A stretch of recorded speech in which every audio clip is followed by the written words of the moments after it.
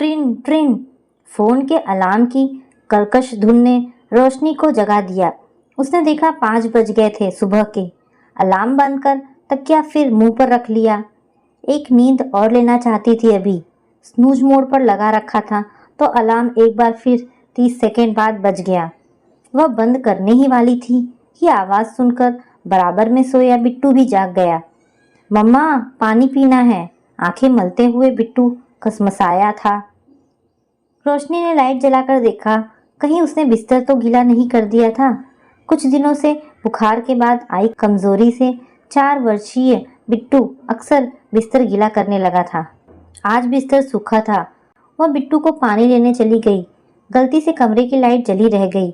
बाहर निकल ही रही थी कि 10 वर्षीय अदिति चिल्लाई, मम्मा यार लाइट तो बंद कर जाओ। बच्चों का शोर सुनकर गौरव उठ बैठे थे। घड़ी देखकर झल्ला उठे। यार तुमसे एक बार में अलार्म से नहीं उठा जाता है तो अलार्म लगाती ही क्यों हो? जब तक सब सोते से उठ ना जाए तुम्हें चैन नहीं पड़ता। सोच रहा था कि अभी 1 घंटा और सोऊंगा। आज ऑफिस में प्रेजेंटेशन है। सिर भारी कर दिया सुबह सुबह। रोशनी ने घबराकर लाइट बंद की। बिट्टू को पानी पिलाकर दोबारा सुलाया। हालांकि अभी आधे घंटे बाद ही उठाना पड़ेगा। स्कूल बस 7 बजे आ जाती है। लेकिन वह अभी उठाएगी तो दोनों बच्चे शोर कर देंगे। सोचती हुई रोशनी दुपट्टा कमर में बांधती हुई किचन में पहुंच गई। चाय का पानी चढ़ाना है। बाबूजी जग गए होंगे। बाबूजी को चाय देने के बाद तुरंत सब्जी काट उसने छौंक दी। 6 बजने को आए थे।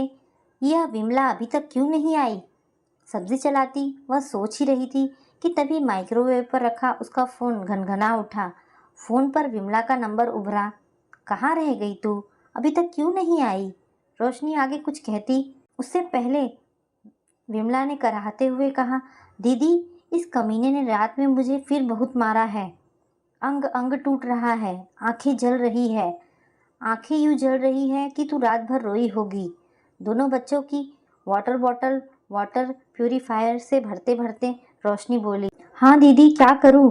कल ही तुमने पगार दी थी और सारी की सारी ले गया। ऐसा कर विमला, मेरे हाथ तो खाली नहीं इस समय। तुझसे ज़्यादा देर बात नहीं कर पाऊंगी। तू अभी थोड़ी देर में आ जाना, दवाई दे दूंगी, दर्द सही हो जाएगा।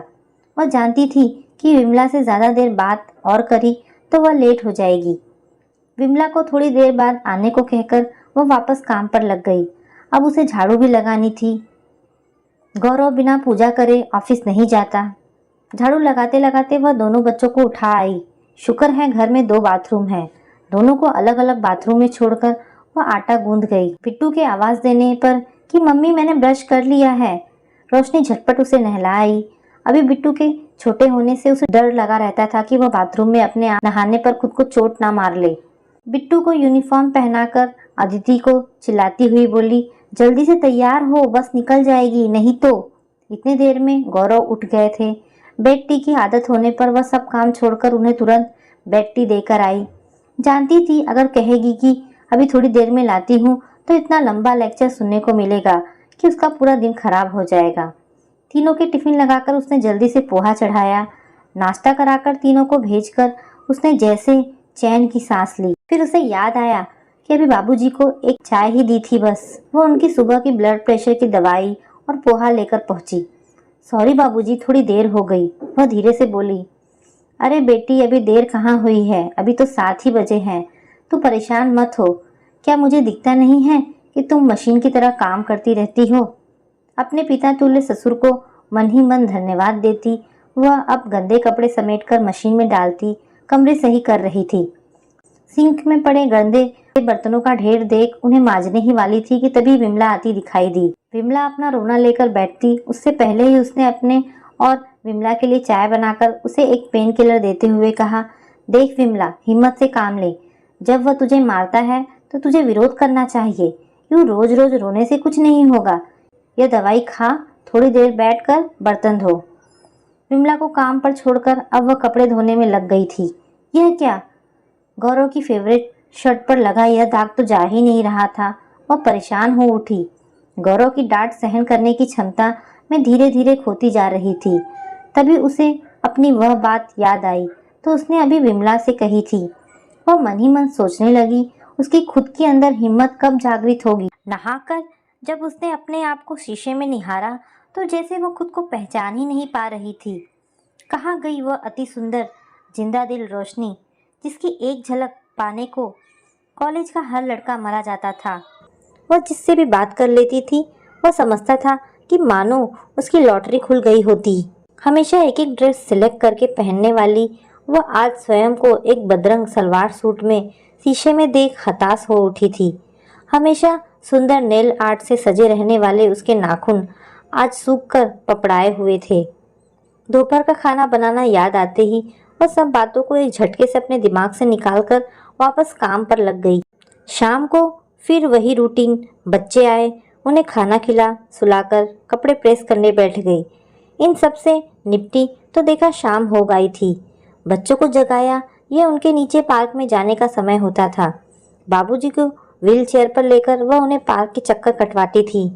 1 घंटे बाद वापस सबको घर में लाकर उसने बच्चों को दूध और अपनी और बाबूजी के लिए चाय बनाई। विमला आ गई थी और शाम के खाने में उसका हाथ बंटवा रही थी। होमवर्क करके बच्चे खाना खाकर सो गए। बाबूजी को भी उसने समय से खाना खिला दिया। रात के 10 बज रहे थे लेकिन गौरव का अता पता नहीं था। वह खाने की टेबल पर बैठी उसका इंतजार कर रही थी। भूख से खुद उसका हाल बुरा था लेकिन वह जानती थी अगर खा लेगी तो गौरव नाराज हो जाएगा। गौरव 11 बजे आया, नशे में धुत। अरे तुमने खाना नहीं खाया? ऑफिस में पार्टी थी, वहाँ खाकर आया हूँ, कहकर वो सोने चला गया। बेमन से रोशनी ने एक रोटी खाई। खाकर वह वहीं बाहर लॉबी में सोफे पर बैठ गई। गौरव से उसने प्रेम विवाह किया था। उसके समक्ष पढ़ाई की हुई वह योग्यता में उससे कहीं आगे थी। बच्चों के लिए उसे अपने करियर से विराम लेना पड़ा था और गौरव कैरियर की सीढ़ी चढ़ता चला गया था। सब पुरानी बातें सोचती हुई वहीं सोफे पर सो गई। सपने में वह न जाने कहाँ विचरण करने लगी। कभी रंग बिरंगी तितलियों के पीछे भागती और कभी खुद ही तितली बनी आसमान में उड़ रही होती। तभी सीन बदला।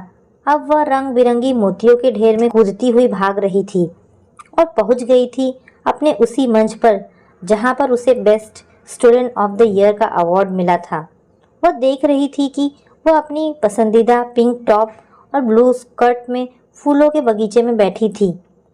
गौरव ने आकर उसके बालों में फूल लगाकर कहा, रोशनी तुम तो ब्यूटी क्वीन हो। रोशनी रोशनी यह क्या? गौरव चिल्लाए जा रहा था। वह घबरा कर उठी। देखा सुबह के 6 बज रहे थे और सपना देख रही थी, भोर का सपना। कैसे सोफे पर लुढ़के पड़ी हो। रूम में तुम्हारा फोन रोज की तरह अलार्म बजा रहा है। होश ही नहीं है। कितनी बार कहा है वजन कंट्रोल में रखो अपना। मोटी होती जा रही हो तो आलसी भी होती जा रही हो। गौरव चीखने लगा था। शोर सुनकर बाबूजी बाहर निकल आए थे, अपना बेंत टेक कर धीरे धीरे। वह भी रोशनी पर चिल्लाने लगे। बाबूजी को भी चिल्लाते देख रोशनी रोने को हो आई थी। गौरव भी बाबूजी को सुन रहा था।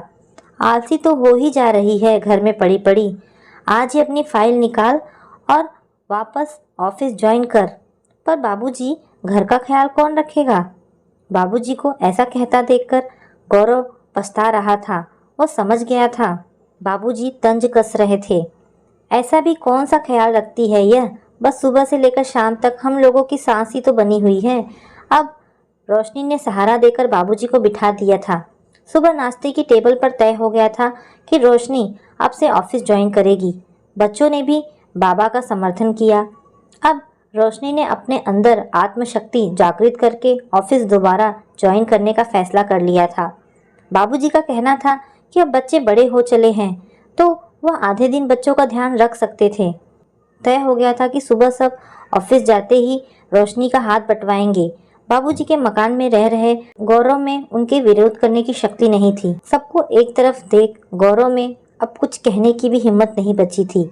ऑफिस को जाने के लिए तैयार होते हुए शीशे में देख अपने सूखे होठों पर लिपस्टिक लगाती नया सलवार सूट पहनकर रोशनी मुस्कुरा ही रही थी कि पीछे से बिट्टू ने उसके गले में बाहें डाल दी। मेरी मम्मी ब्यूटी क्वीन।